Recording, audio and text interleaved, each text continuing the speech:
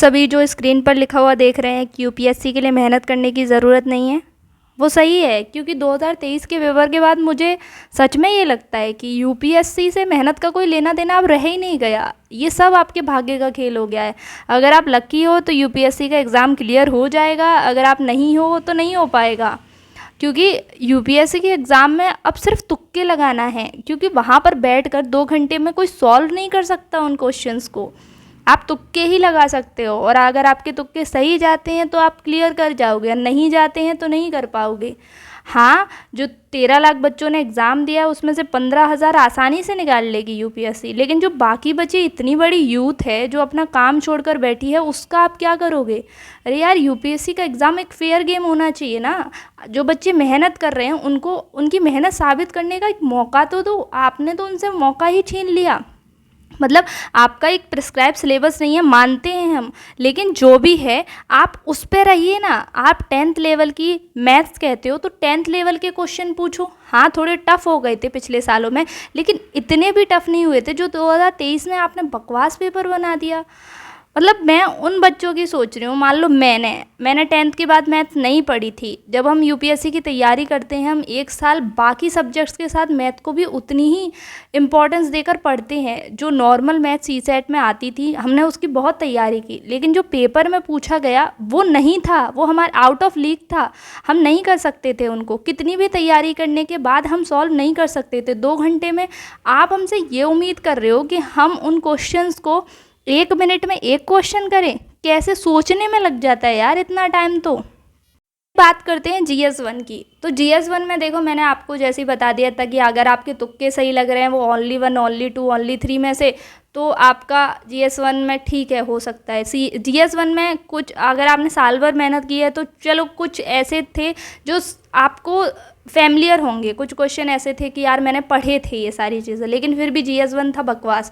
2 घंटे में आप उनको समझो और फिर आप उनको करो, और आपको ये एग्जैक्टली पता होना चाहिए कि सारे स्टेटमेंट सही हैं। इतनी नॉलेज किसी को नहीं होती भाई। अगर होगा कोई ऐसा तो वो जीनियस होगा, क्योंकि जो बच्चे साल भर मेहनत करते हैं उनको हर सब्जेक्ट की इतनी गहराई से नॉलेज हो कि जो स्टेटमेंट उधर दिया है वो सभी सही हों। तो मुझे नहीं लगता ये होता होगा रियलिटी में। GS1 के बाद GS1 में जो भी था 2 घंटे में आपने कहीं ना कहीं कर लिया, लेकिन सीसेट का क्या करें? सीसेट में आपने पैसेज के बेसिस पर कोई पास नहीं कर सकता सीसेट, और ये सच है। सीसेट में आपको कहीं ना कहीं मैथ्स और रीजनिंग करनी होगी, और आपने रीजनिंग और मैथ्स का क्या हाल बकवास किया है भाई। मतलब मैंने जो है 10th के बाद नहीं पढ़ी है, जैसा मैंने आपको बताया, और बहुत सारे बच्चों ने नहीं पढ़ी होती है, जो मतलब आर्ट्स से होते हैं, साइंस से होते हैं, और बहुत सारे बच्चे मेडिकल फील्ड से भी होते हैं, उन्होंने नहीं पढ़ी होती है इतनी सारी मैथ्स जो आपने उसमें पूछ ली। और वहाँ पर आपने पूछा तो पूछा, और ये आप उम्मीद कर रहे हो हमसे कि 2 घंटे में हम उन क्वेश्चंस को सॉल्व करें और उसके बाद पास भी हो जाएं।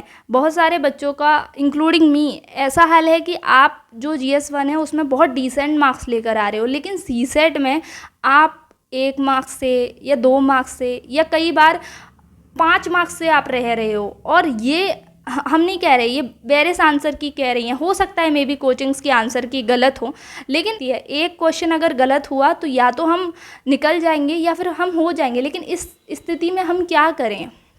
मतलब कोचिंग्स का तो ऐसा है, कोचिंग्स कह रही हैं उनके में से 50 आए, उनके में से 100 आए। अरे आपके में से कितने भी आए हों, कोचिंग वालों से मैं एक बात पूछना चाहती हूँ कि आपके में से मान लो 100 आ गए, कट ऑफ इस साल गिर भी जाता है, 70 हो गया कट ऑफ।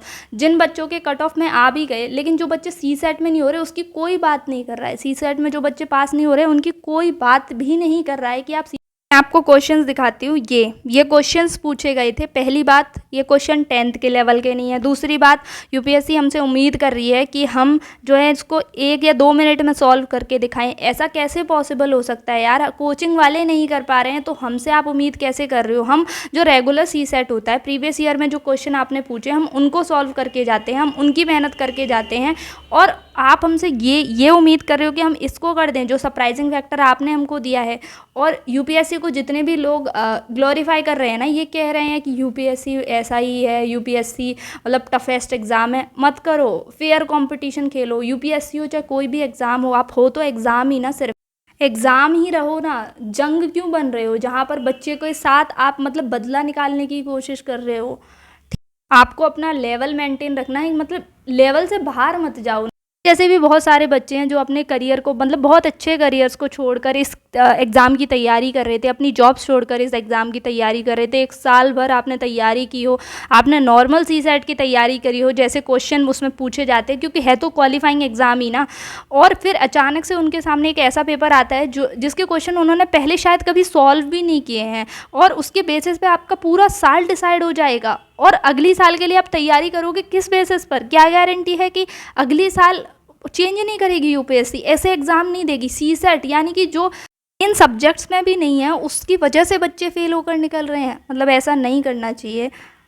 अब यूपीएससी एक ही काम कर सकती है, जो उनके सिलेबस में 10th लेवल की मैथ है ना, उसको हटाकर लिख दे, किसी भी लेवल की मैथ हम पूछ सकते हैं, जिससे बच्चा तैयार तो रहेगा, वो किसी एक उस पर मेहनत तो नहीं करेगा।